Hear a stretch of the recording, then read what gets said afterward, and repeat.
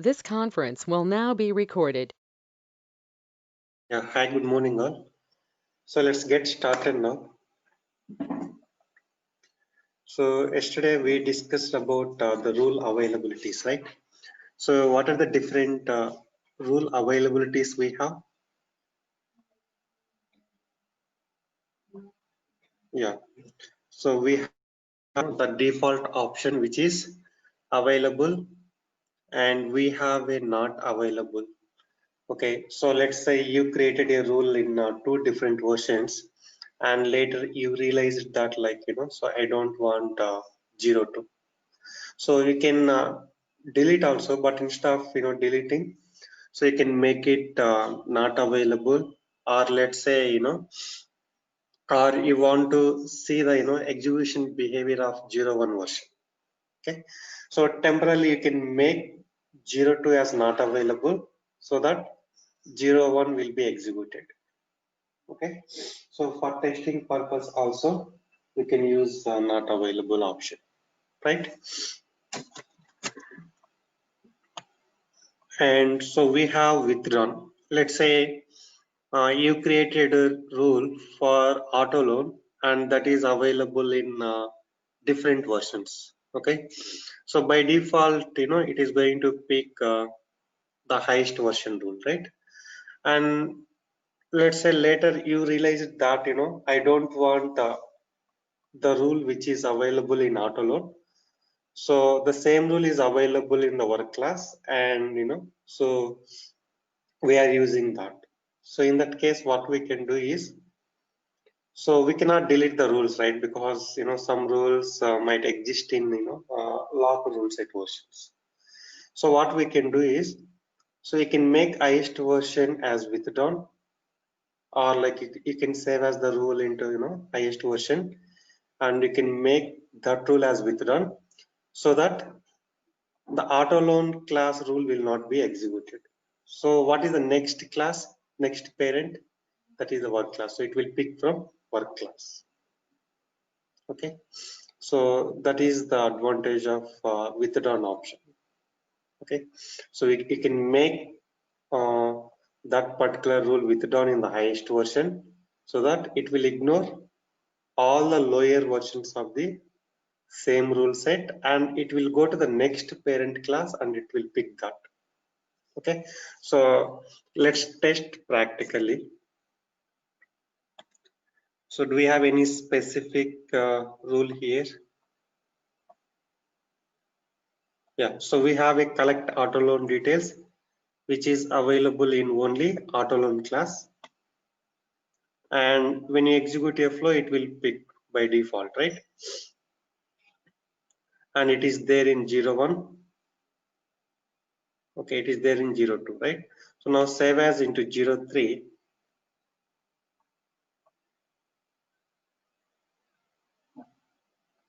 Make it withdrawn.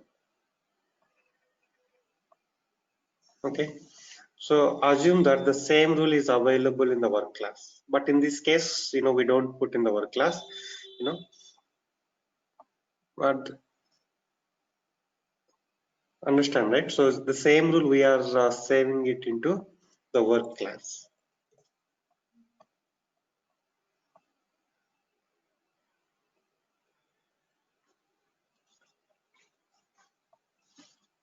Make it available, and so we need to remove all this. So these are not available here, right?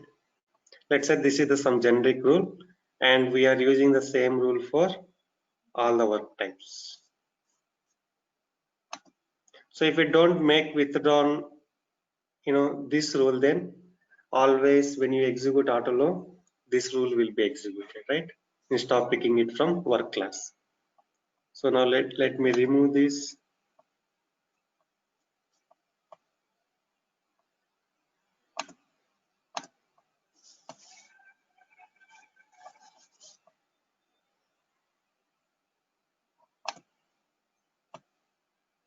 Okay,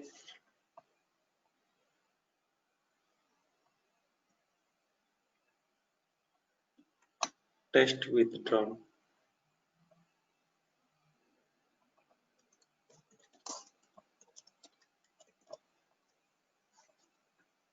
So this is just label. Okay. So now let's execute auto loan flow.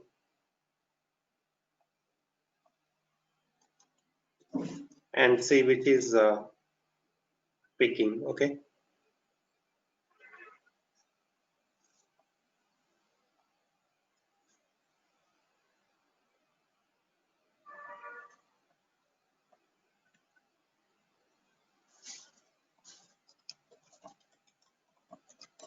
So let's enter the details.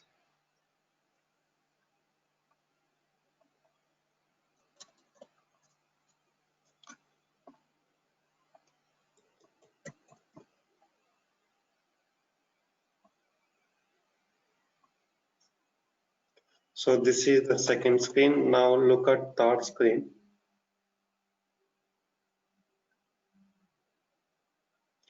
What happened? I think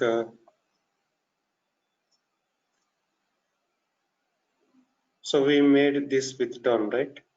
Okay, but it is in private edit. So we need to check in this room.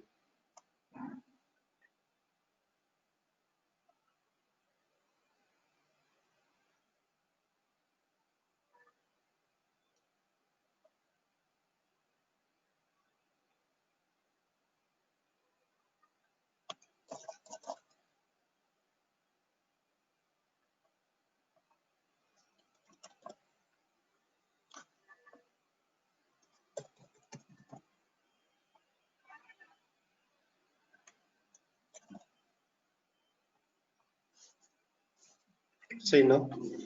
So this rule has not been picked, right? And this is the rule from the work class. Okay. So we cannot delete because it is there in lower versions like in 01 and 02, and so we made 03 withdrawn, and it has ignored 02 as well as 01 rule also. If we have, so currently we have in only 02, and so we made 03 as withdrawn. Okay, and it ignored 02 as well. Okay, all the lower versions, and it will check the next parent class in the hierarchy. So even if it doesn't available in the work class, then it will go to the division, then organization, then directed. Okay, work dash, cover dash, work dash, like that. Okay, so now the final. So we cannot create a rule into the different. If you make a rule final, and that you cannot save as it into the different rule set. Okay, so but we can save as into the same rule set version. Okay, so now for So the example, yeah, if you lock version 3, what yeah, happened? It will pick the second.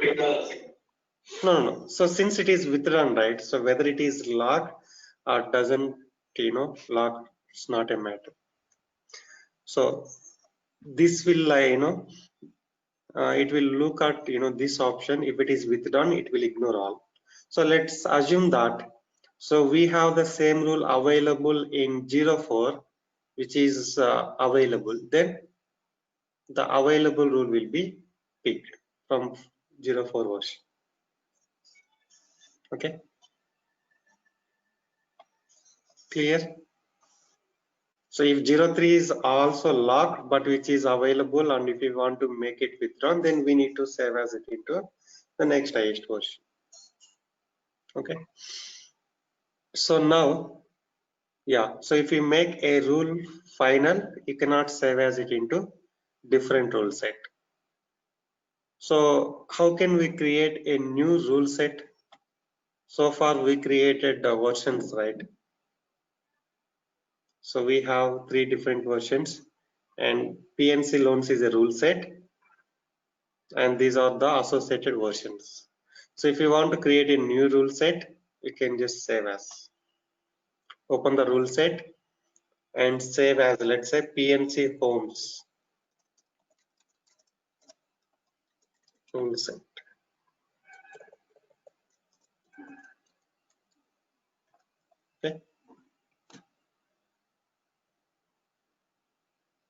So initial version will be 0.1, right? And in this rule set, like, if you want to create multiple versions, you can create in the same way how we are creating for PNC loans. Okay.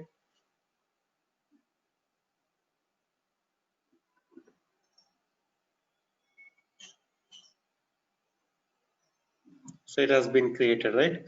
So now, if you want to save the rules into this rule set, so we must need to include in the application. Okay. And see here this order, right? So if the rule is available in PNC loans as well as PNC homes, the first priority goes to PNC loans, then PNC homes, like that. And if you put PNC homes, here in the top, then that will have more priority. That means like you have a rule in PNC loans as well as PNC homes rule set, and let's assume that version is set, but it will always pick from PNC loans only. Okay, clear? So now, so we have, let's say, make final this rule. Okay, so this rule is available in PNC loans and we made it final. Okay, so now we are trying to save as this into the PNC homes rule set. Okay, and see now what will happen, right? So this instance conflicts with final record, okay, and which is already exist in PNC loans 03. Okay, so like if you don't want other developers to work on that rule, so you can make it final.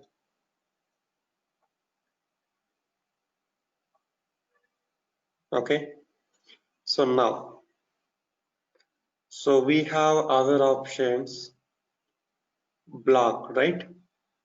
If you make a rule block and if that rule is referenced in the flow or anywhere, while executing, so it will throw an error. Let's say, so we are changing from withdrawn to block, right?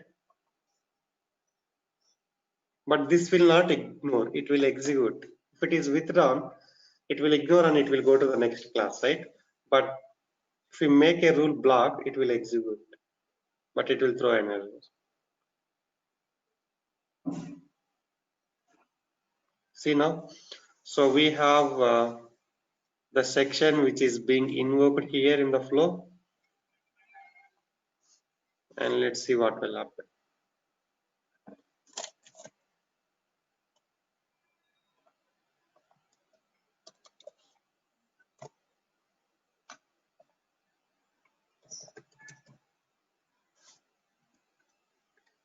It is third screen, right?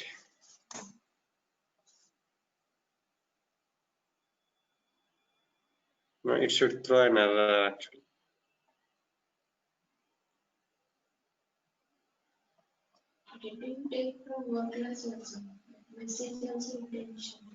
Yeah, so that's what, like, it's not picked, but like it has to throw some error. Yeah, in some version, like it is a personal edition, right? Some functionalities will not work properly. Okay, but so when we invoke a blocked rule, it must need to throw an error. So try with a different tool, like let's activity or some other rule, so you will see that difference. If it is activity, I think it will throw an error. Okay, but see here, so it has not picked any rule, right? Yeah, but so it has to throw an error. Okay, so this is how blocked works. So in the production environment, like let's say so some disputed transactions are going on and you need to stop the entire flow. Okay, so like you will have some delegated rules, right? So even if you make delegated rule as blocked, then like so the whole flow will be stopped. Okay, it will not, the transaction will not be completed.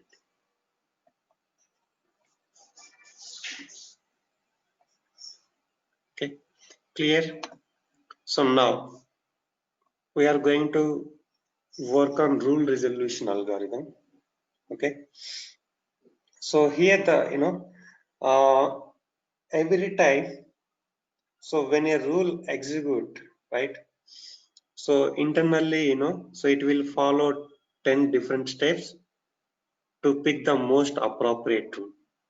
Okay, so now, so we are executing auto loan and we made auto loan detail section as withdrawn, and it has it is picking from work class. So how PRPC knows? So it will follow some steps. Based on that, it will find the most appropriate rule. For that, it will consider availability also. Okay, so now, so here so we have 10 steps in the rule resolution algorithm. So every time when a rule is needed for execution, so this will occur. So let's assume that we have a flow and where we invoke so multiple rules, right? Section, flow action, activities, data transforms, decision rules. For every rule, this rule resolution algorithm will occur and it will pick the most appropriate rule at any point of time. Okay, clear? So now when you refer a rule, when you reference a rule 3 times or more than that, so what will happen is that rule is going to be stored in the cache in the PRPC. So we'll have some cache tables. The rule will be stored, and when you reference from 4th time onwards, that will directly fetch it from cache. So instead of going to the database and picking the rule. So here every time when you create a rule internally, what will happen? So that will be stored in the database table, in the PRPC database, and when you reference a rule, it will pick from database, right? So but in order to populate the cache, so let's assume that like you are referencing a rule for the first time, so it will not be there in the cache. So it it will populate in the cache. For that, it will follow these steps. Okay, 6 steps. Then it will set the cache, and in order to pick from cache again, it will follow 3 different steps. Okay, so now we'll see one by one. The first step is, if the rule is available in the cache, it will pick from that. Otherwise, in order to populate the cache, it will follow the steps from 2 to 6. Okay, so now if you look at step 2, select instances with matching purpose and type. That means, let's say you are executing a flow customer details, and that customer details available in auto loan class, and inside the customer details flow we have a customer details section. Okay, so customer details is the section.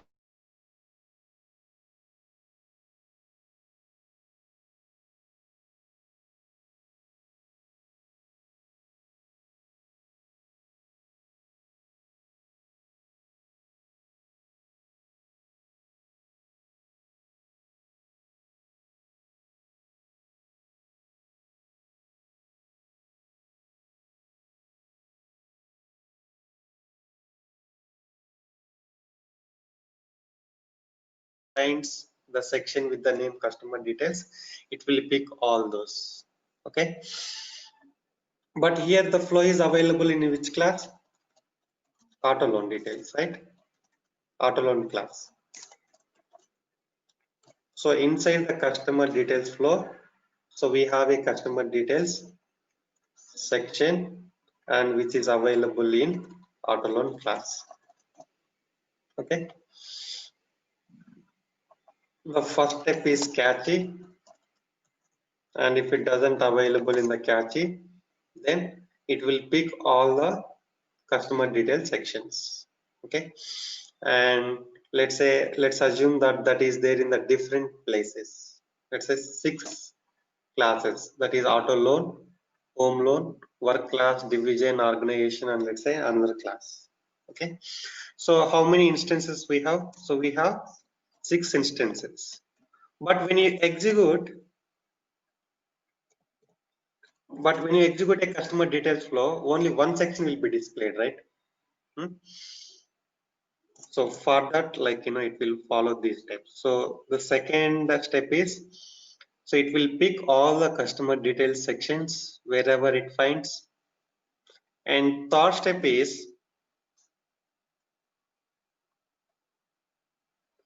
discard rules with availability, no. So we have a drop mode that is there in the previous versions, but here we do not have that. So we have a availability as not available, right? So if the rule is not available, so then do we need to consider that? So no, right? If you make a rule as not available, then that will not be available for execution. Okay. So let's assume that out of these 6 rules, 6 instances means 6 section rules, and let's say one rule is selected as not available. The availability made as not available for one rule, so that will be ignored. So out of 6, we'll have 5 instances, right? Next, fourth step, discard rules not in applicable rule sets and versions. What does means? Applicable rule sets and versions. That means, let's say in the application, so this we have 5 rules here, right? So let's say some of the rule is available in PNC homes and PNC loans. Okay, but PNC homes is not defined here. Okay, so will you have access for that? No, right? So your operator is pointing to this application, and so you are not able to create the rules or use the rules from PNC homes. That is inapplicable rule set. So we have a rule in that rule set, but that is not defined in the application. Okay, this comes under inapplicable rule set. Okay, so this is based on, like, you can check operator rule set stack. So if we click on profile, so now we removed PNC homes and you don't see here, right? So this is the the rule set stack of the operator. Okay, so that means, like, if the rule is available in the rule set which is not listed here, will be ignored. Clear? So that is about fourth step. Let's assume that, so we have a one rule which is available in inapplicable rule set, and that will be ignored. So here we will have 4 instances. That means 4 section rules. So what is the next step? So discard rules not in applicable class hierarchy. What does it mean? So let's say you are executing customer details flow from auto loan class, and if the rule is available in home loan class, do we need to pick that? So that is the sibling relation, right? So even, like, if there is a class of the child of auto loan, then that is not also in class hierarchy, because auto loan will not pick the rule from child classes. Okay, so let's say we have a one rule which is available in home loan class, and that will be ignored. Okay, and so here you will have 3 instances. Clear? So likewise, like it will filter one by one. So, and sixth step, discard rules with availability withdraw. Okay, and so and ranks remaining rules by the rule set version and circumstance. This will happen at sixth step. So let's say if you have a rule is the rule is withdrawn, then we don't need to consider it, right? So PRPC will not consider a rule which is withdrawn. Okay, and so remaining rules, let's say one rule is withdrawn and that will be ignored, and let's say out of the 2 instances, and let's assume that those have qualifiers, let's say circumstance rules.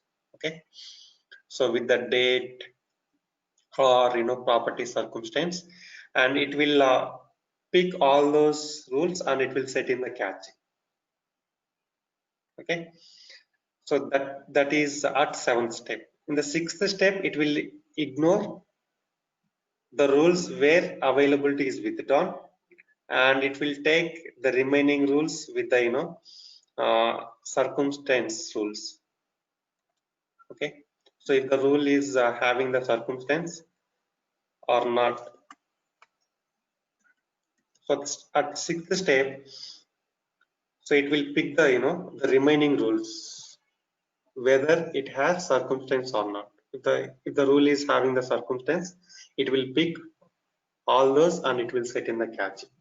And later, let's say so we have a rule and that rule is having a circumstance date, and if the date is satisfied, then that one will pick, right? So the circumstance rule will be executed. Or let's say a rule is having the property circumstance. If the property is satisfied, then it will pick that circumstance rule. Okay, and otherwise it will pick the base rule. So we have a rule, and for that we have 2 circumstantial rule with the date and property. If both doesn't satisfy, then it will pick base version. Okay, so that that process will happen at step 8. Okay, any questions here?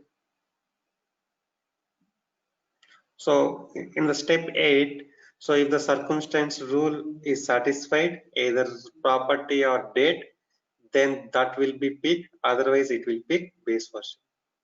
Okay, so in the 9th step, it will check the availability is not blocked. Okay, so it is checking after setting the cache, after picking the instance, because there will be less probability to have a rule blocked. So that is the reason it is checking at 9th step. Okay, so after picking the instance, if the rule is blocked, then it will throw an error. Okay, so that will happen at 9th step. So at 10th step, it will verify whether user is authorized to see that rule or not. Okay, so that means so if you do not have access for the section, then it will throw an error. But again, so we do not restrict the rules for the users. Okay, so mostly, so that is the reason it is checking at 10th step. So this is also very less likely to be happen. Okay, so we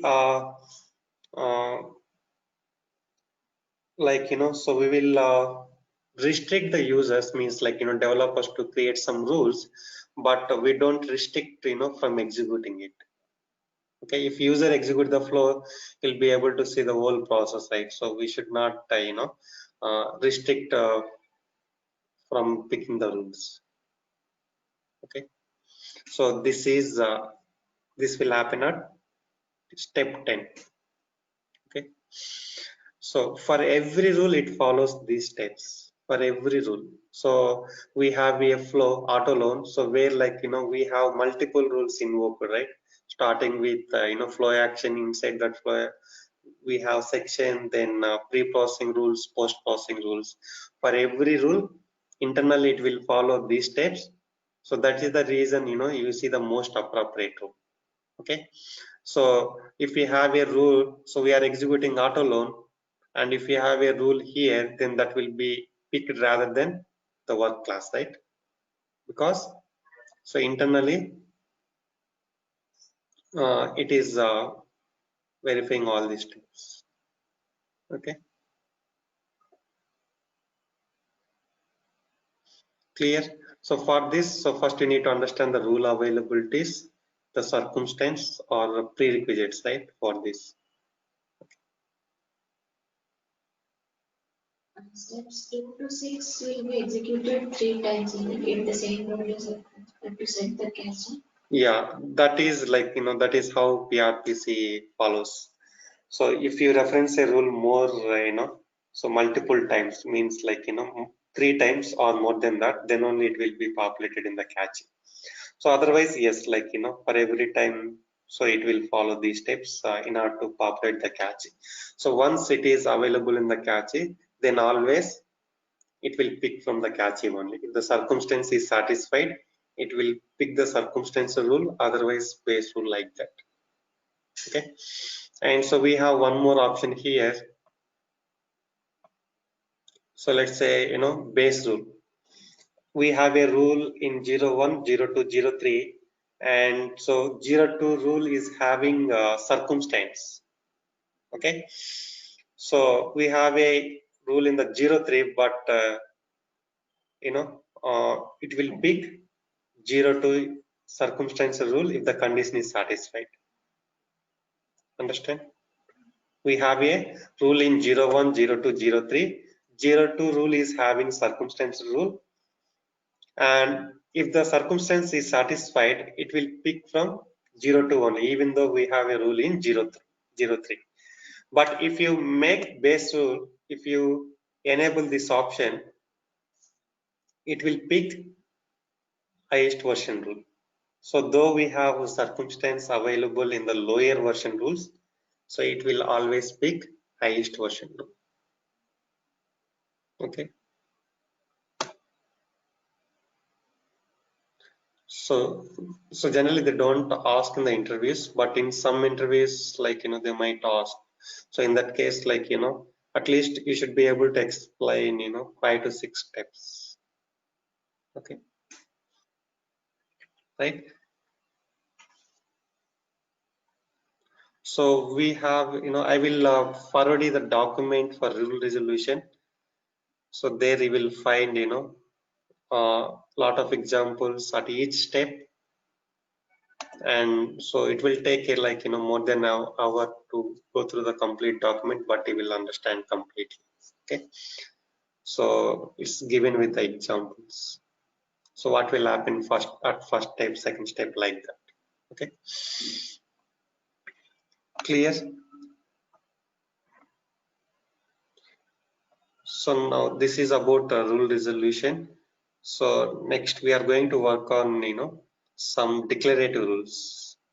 So so far we have worked on declare expression and declare constraint, right?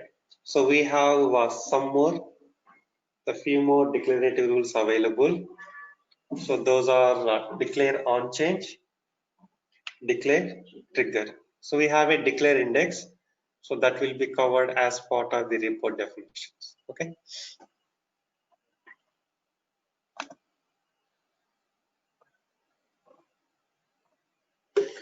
So we have declare on change and declare trigger.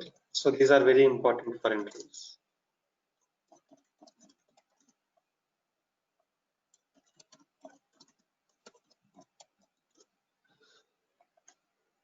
So these are declarative rules, same as like, constraint and expression. So we don't need to invoke these rules anywhere. Okay. So let me open the rule form of declare on change. So it is part of decision category.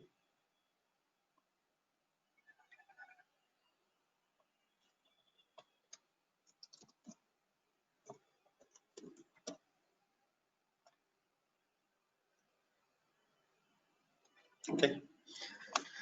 So here, so either declare on change or declare trigger just will execute an activity. So based on, if it is the declare on change, it will execute an activity based on the properties we defined here. So let's say you define 3 properties here. If any one of the property value changes, it will execute the corresponding activity. Okay, simply. So whenever the property value changes, I want to send an email, or I want to update some database, so you can create an activity here with the logic, and that will be executed always when this value changes, the property value. Okay, so mostly we use for auditing purpose, like let's assume that we have a quantity property and we want to know the previous value and the current value and what would be the next quantity, like that. Okay, so every time the quantity changes, it will log the history like that. So so that can be used for auditing purpose. Okay, so we don't use much in the real-time applications, but so it's important for interviews. So in the every interview they will ask about these declarative rules. Okay, right. So in our scenario, so we have a win. So whenever the win value changes, we are populating corresponding win details like make, model here, right?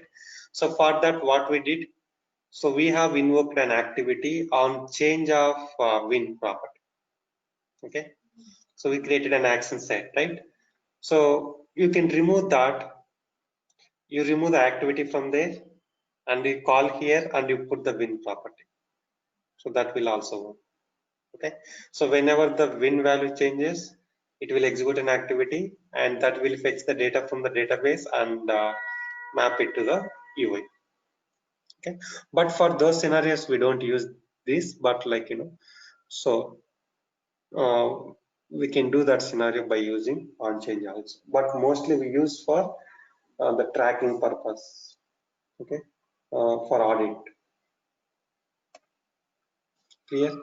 So we'll do one scenario later. So now, so once we work with declare trigger, we do one scenario based on the on change. Okay. So here we have a declare trigger, right? So this is based on the database change. Let's say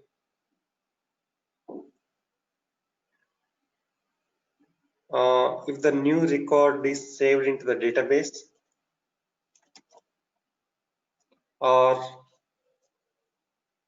deleted or updated, like that. So let's say we have so we are working on a banking application, and whenever a new customer has added, okay, so obviously that customer information will be stored in the database table, right? So whenever a new customer is added, so we need to send an email to the manager saying that the new customer has been added into the system, like that. So in that case, so save, right? The committed save. So saved is nothing but obj save. Committed save is obj save right now or obj save commit. Okay, so it is default save. So whenever a new record is added to the database table, permanently it will execute an activity. Okay, so we can monitor on the particular database table, and so based on that, like, so whenever a new customer is removed from the table, so we need to update it to the managers through email. Okay, so here you can call email logic, so here in the activity, and whenever it is saved into the database, it will send an email automatically, and we don't need to you don't need to call this declare trigger anyway. And so this declare trigger rule must be available under that particular class. So wherever uh, in whatever the table you want to observe the changes. Okay, if it is a customer table, that means we'll have a corresponding class, right? So we need to create that rule under customer class. Okay, so if you create in the work class, every time when you execute a flow, it will execute an activity. So generally we don't create the declare trigger on in the work classes, because every time, let's say we have a flow and we have 10 screens, every time when you click on submit, the new record will be inserted, right? So it will save the data. Okay, so in that case, like every time it will execute it. But if you have the scenario like that, let's say if the instance is removed from the work class and I want to update something, so in that case, like so in those cases we create under work class, but mostly we don't create declare trigger under work classes. Okay, so here the requirement is, so we need to send an email to the managers whenever a win is added into the database. Okay, so we are currently handling that part, right? So we are saving the win details into the some data class, that is win transaction details.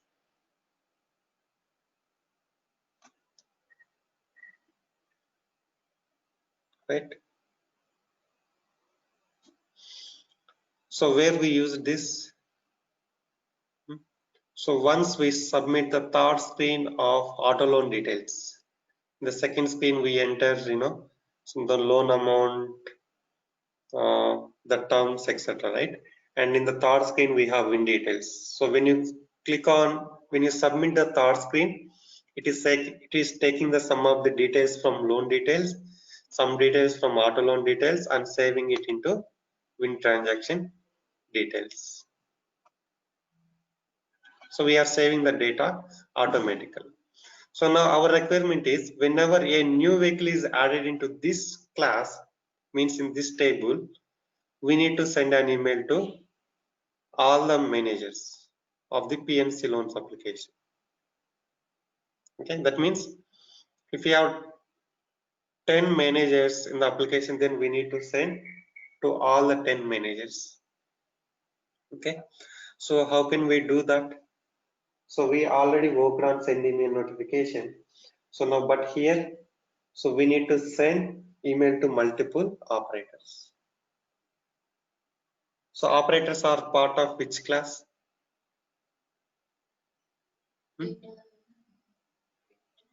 Yeah, data admin, operator ID, right? So either manager or developer, so everybody, all operators will be stored in the table, right? Means like, data admin operator ID class table. Okay, so what we can do is, you browse all the manager operators by passing data admin operator ID class. OBJ browse, pass the data admin operator ID, and but you need to fetch based on the condition. If you just browse based on the class, you will get all the operators across the system. Okay, so but you need to fetch only the manager operator, so where we can put some access group condition, right, where PY access group is equivalent to a PNC loans managers. So you will get only manager operators, and it will be available on some page, right? If we have 3 operators available, then those will be stored in like PXLs, and at PXLs you will see the number of pages based on the operators. So now you need to use the loop, and you need to loop through each page. Okay, for each embedded page of that operator details.pxls. Okay, and it will loop through each page and it will send an email. Okay, so have you worked on looping? I think somewhere where we used earlier, yeah, for fetching multiple records and updating, right? So similarly, so this logic is similar to that. So we fetch multiple records and we loop through, all those pages, and it has to send an email for every page. Okay. So where you will find operator email address also, right? And you need to take the operator email address and you need to send it. Okay. So first what we need to do is, let's update the email ID for manager operators.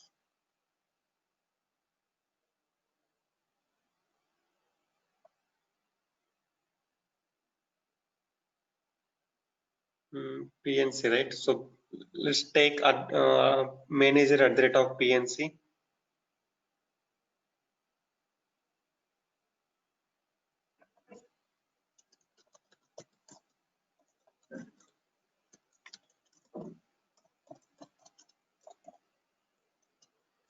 Okay, so you can put 3 different email IDs, and so we have a PNC loan officer 1 and 2. So these are all also manager operators, right?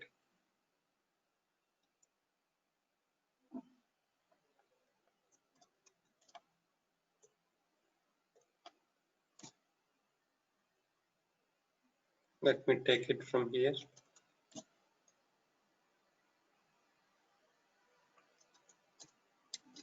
Now go to the loan officer 2.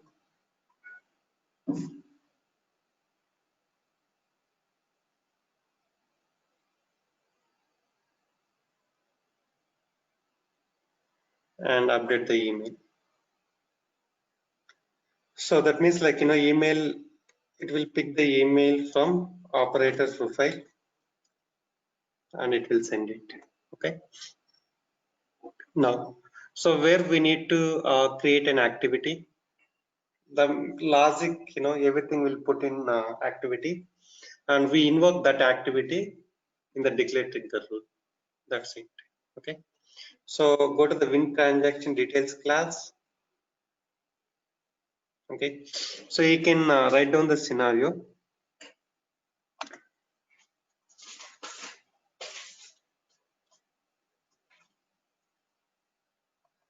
Send an email to PNC managers whenever a new vehicle has been added to the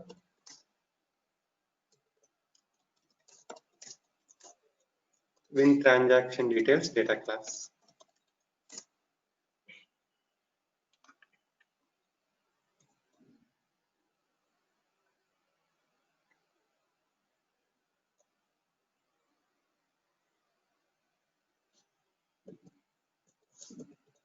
Okay, so whenever a new vehicle added to the win transaction details, so we need to send an email automatically, right?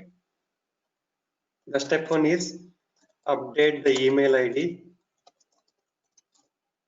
in manager operators.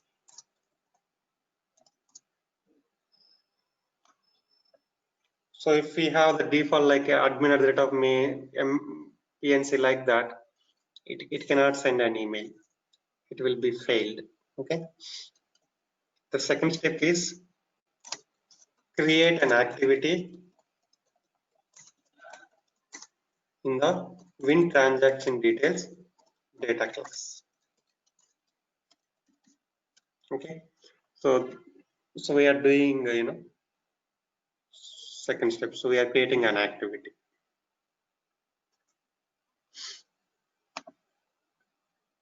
So go to the technical activity.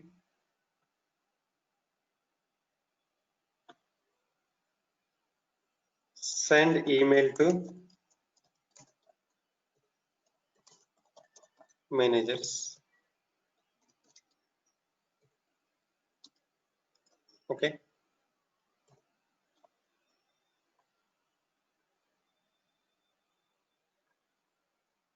Yeah. So define a page, let's say manager details. So what is the operator class? Data admin operator ID. Okay. So create that page using page new method.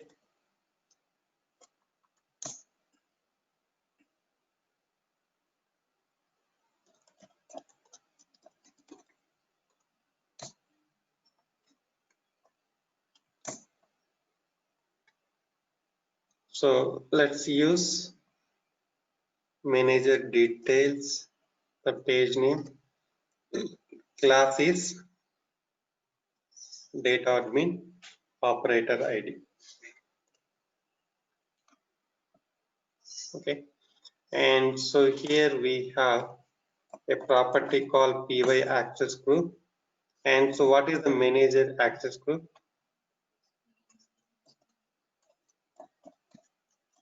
Let's say if you want to pass dynamically, you can pass it, or so you can take the current operator access to.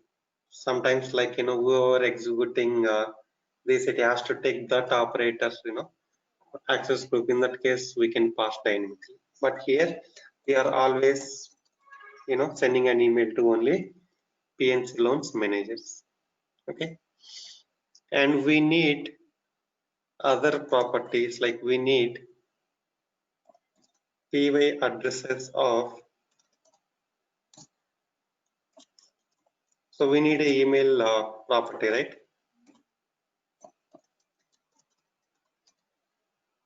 So do you know about, let's open the operator profile. So do you know, so where email property is available? I think I already showed you. So the current operator details, right? So I logged into the application, so my operator details will be available here. So but my email address will be available here. This is the page group property. So py addresses of 1. If it is like that, that means page list. So if the subscript is denoted with string, that means it is a page group. So here the py addresses is a page group, and here we have a property py email address. So it will not be available on directly operator ID page. So similarly there also. So we'll have px results of 1, and the px results of 1, all these properties will be available. But if we expand the px results of 1, you will see py addresses. So now, so py addresses of email dot py email address. Okay, so we need this property also. And if we want some other properties, let's say the main operator py username, you can use it. Okay, so now let's execute this and see the clipboard structure.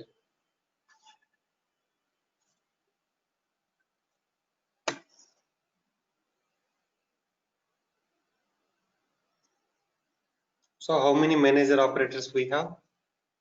3, right? So go to the manager details page.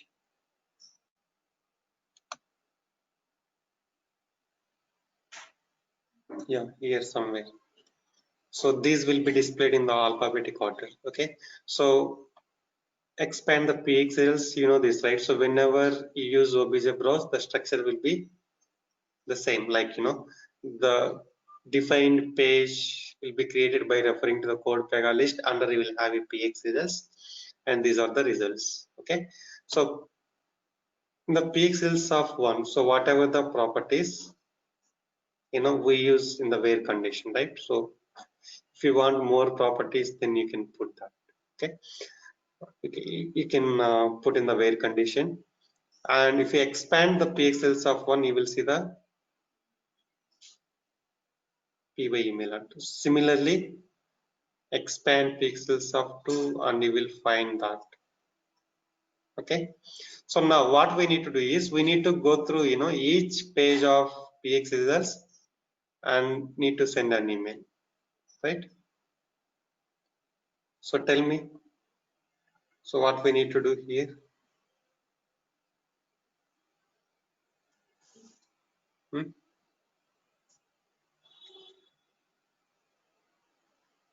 So for each embedded page, we can call send email notification.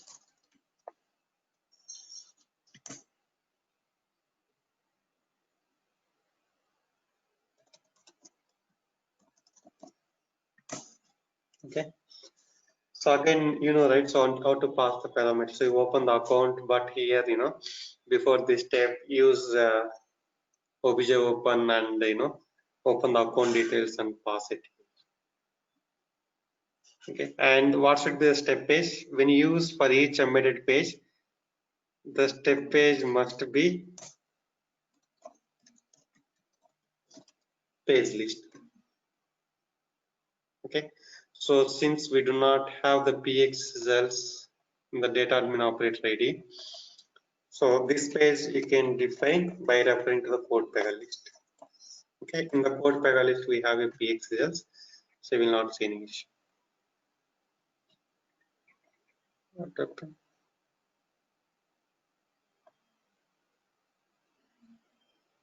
Yeah, so this one, right? Sorry.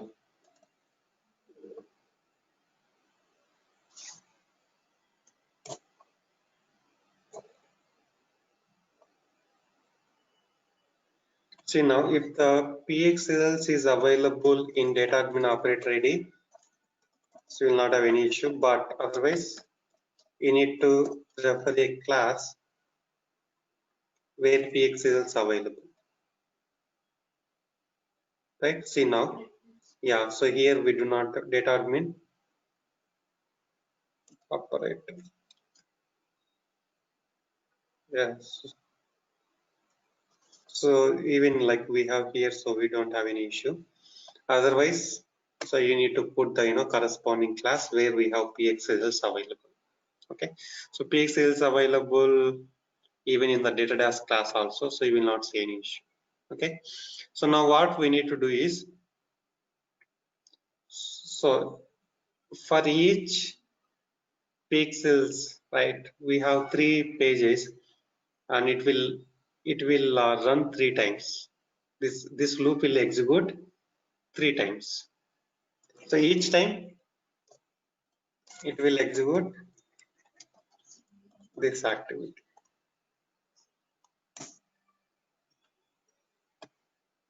Okay, so we should not hard code it, right? To address anyhow, so we are taking it from pages, right? So how can we put here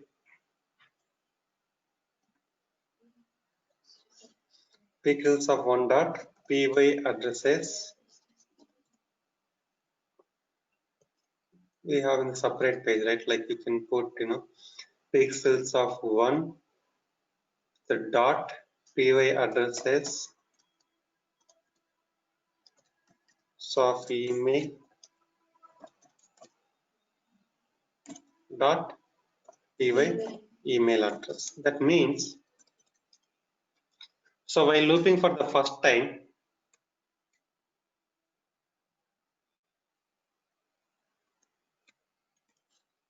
so it will go, it will take the pxels of one, right? That means px results of one dot py address of email dot py email address. So because step page is, this one, right? This is the step page already defined, and you don't need to put again manager details dot pxels of. So you cannot, anyhow, we cannot put 1, 2 like that. Okay, because we don't know how many pages are available, so it has to loop through those many times, like based on the pages available. So we have 3 pages. It will go through the first page, pxels of 1, then pxels of 2. That means manager details dot px results of 2 dot py address of email dot py email address. It will take second the page email address and it will send it, and it will take the third email address and it will send it. Okay, and we can put like this also.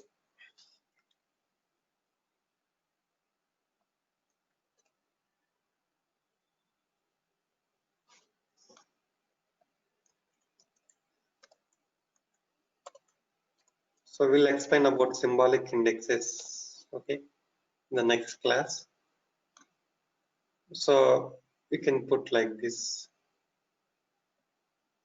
Okay, that means current. So while in the loop, current means it will take the current value. So while looping for the first time, this will be replaced with the value 1. So while looping for 10th time, it will be replaced with value 10, right? So you can also put like this. So manager details dot pixels of 1 dot py address of email dot py email address. So whatever the value we have here, that will be taken as a 2 email address. So while looping for the second time, this will be replaced with 2 like that.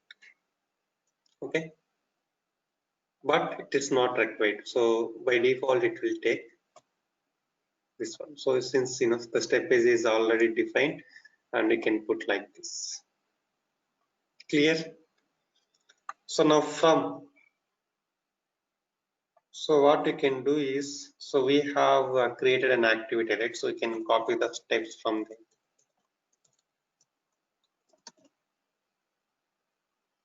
there. Go to the manager, send email to borrower activity.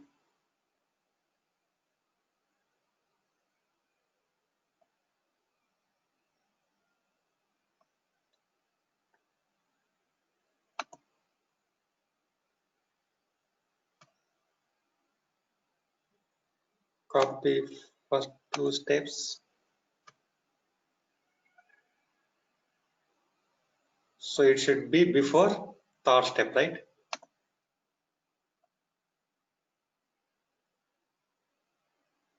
Then you can copy like this. Take the 4th step. Sorry, this one. And you can paste like this. Right click on this row and click on paste. Okay. And so you need to define this, right? Step page. So data email account.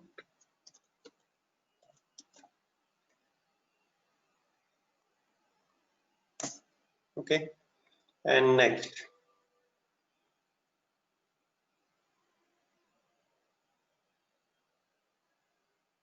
Take the third step.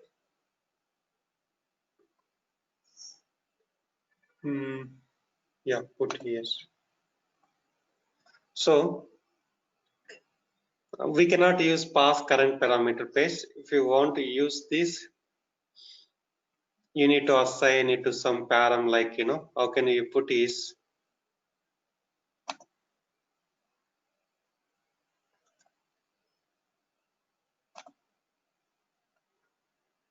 you can add child step for this, and here you can call this one. You can also write like this.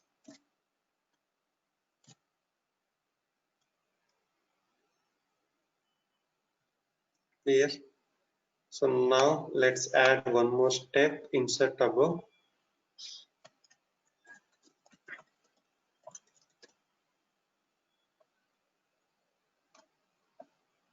Param.to, right? So here what we can put?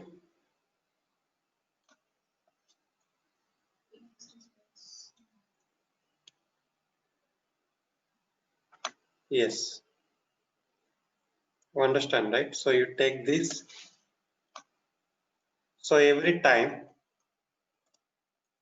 so while looking for the first time, so all steps will be executed.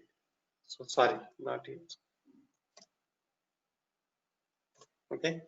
So this is the 7th step, and these are the child steps of that. So for the first time, Directly it will come, the step 1 will execute, step 2 will execute, and again it will loop to second page. For each page it will execute these steps. Okay, if you have multiple steps you can put like this. Okay, clear? Or any confusion, you can also put like this, but you cannot pass the current parameter base, because so this is, it depends on the pages, right? Like for each page it is different. Okay, so we are not using the same email ID. Okay, so that's the reason, like so it will take the current page email address and it will be assigned to param.to. So here, so later, like when we pass current parameter page, 2 always will be taken from here, and from subject, message, password, these are all same values, right? These will not be changed. So from always will be the the same, we are reading it from account, right? So we have it from the password also, we are taking from that, and SMTP host and to email here, it is not required. Clear? And this is the subject, and we are not sending any HTML message, but we need, so instead of this, what we can do, message, right?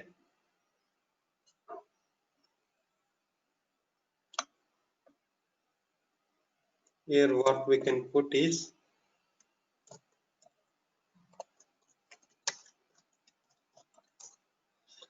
but if you want to pass some of the details dynamically, then you take the param.message, like if it is if we are taking the value from each page, then we need to put inside the loop.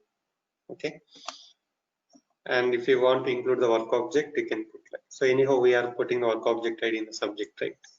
Okay, clear? So now this is not required. 6th step. So what we are doing here is, we are browsing. So these steps, like third and fourth steps, you can put in initially also. The way you can put these steps as starting steps. Okay, but before sending an email, so you need to make sure, so you are opening the email account. Okay, so if you look at 7th step, so we are for each page, the email address will be taken and assigned it to the param, and we are passing the current parameter page to this send email notification activity. Any question? This call send email notification in two address, two email. At a time we are sending only one email address. Yeah. If we want to send multiple. This is what, like, okay. Two. So here we have only one email address, right? In each page is equivalent to one email. But in some cases, you mean like, so you have a fixed email. Yeah, so we can put in the comma separated, like yeah. So we need to, Instead of yeah. calling that activity 3 times, we call it one time and Yes. two addresses. But here we are, taking dynamically, right? So based on the page. So let's assume that, so we have somewhere the email IDs, multiple email IDs with the comma separated, and we can you can pass it, like if you have in the comma separator also, we need to pass it. So for that, so we need to use another rule, parse delimited. Okay, so we need to take each email at the same time, it can send only one email, right? But you can put in the CC, like we have CC option also.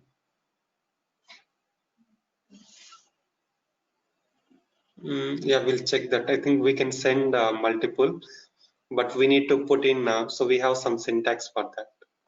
Okay, so that, like it can send an email at a time for all. Okay, So this is like, how we loop through and send for each page. Let's say, sometimes what we do is we have list of customers available in the database, and before, their policy is getting expired, we need to send an email prior to 1 week. Okay. So 1 week before it's getting expired.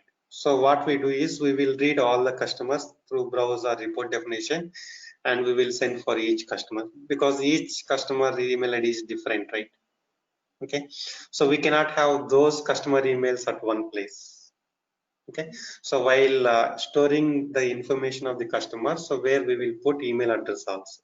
So we need to open each the customer, and we need to send it. Okay, any questions here? And we will test this tomorrow. Okay, and so we need to invoke this in the declare trigger rule. Okay, and we will run the auto loan flow, and we need to check. So whenever the new record is inserted into the Win transaction details, we need to see whether it is sending an email or not. That means this will be executed automatically. Okay, so we can trace these activities. Clear?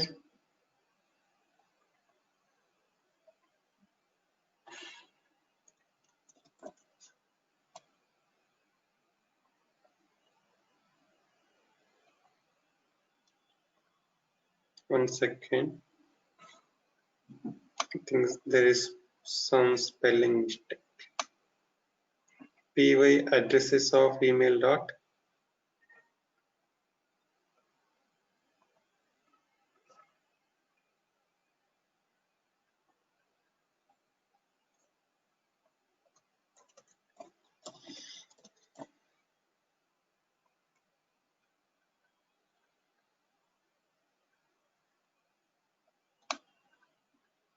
So if you are not specifying the step page, so it is considering, it is not considering this page. Like here also you can put, manage the details dot pixels of current, or you can just put primary. So primary also not correct. It will take. It should take actually. Otherwise, what you can do, you can directly put property set here.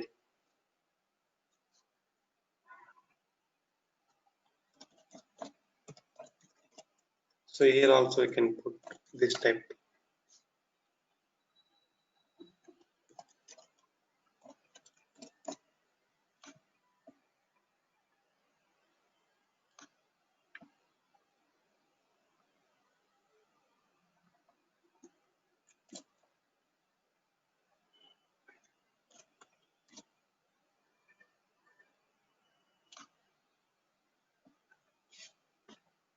So py address of email dot. I think there is some spelling mistake.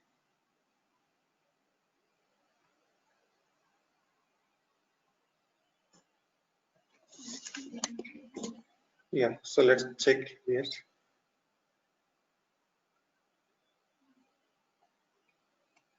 So py addresses of email dot py email address.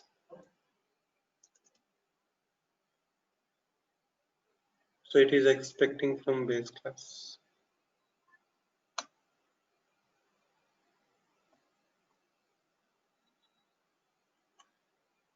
So you can put like this. If it is directly available in pixels of one, like direct on top level page, so you don't need to put. Okay, so you can put like this.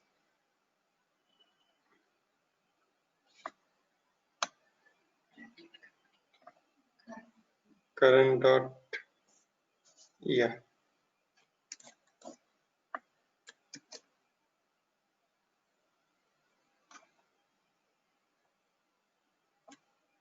Or take this one, you can put here.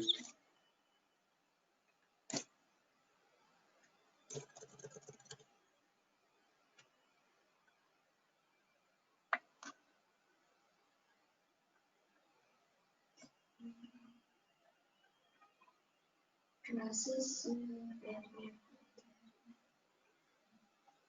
pages. PY address of email is undefined.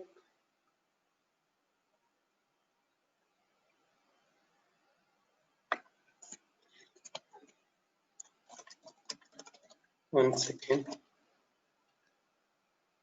Yeah, if we define in the page and classes, it will work. But so we are directly putting it, right? So it has to take. Otherwise, what we can do is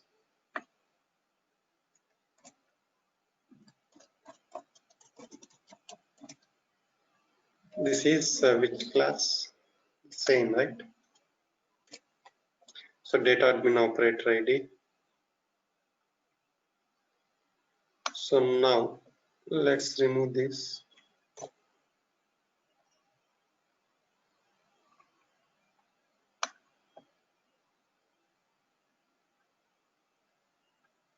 Okay.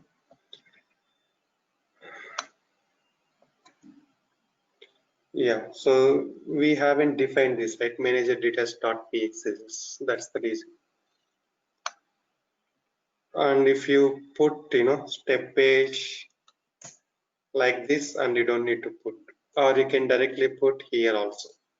Here you define property set and you put it.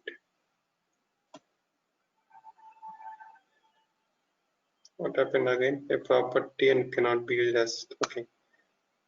Okay, this we use like, only for this, like whenever we use for each embedded, then only we use page list as a step page.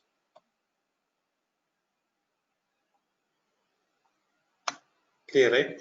So now if you define this here, by default, so the primary page, so if you do not specify any step page here, by default it will be taken. Okay, since it is inside the loop, so it will run on pixels of one page for the first time. Likewise, so when execute the loop for second time, it will take this step page will be pixels of 2. That means manager details dot pxls of 2 dot py address of email dot py email address. Okay, and so we'll test this scenario tomorrow. Thank you.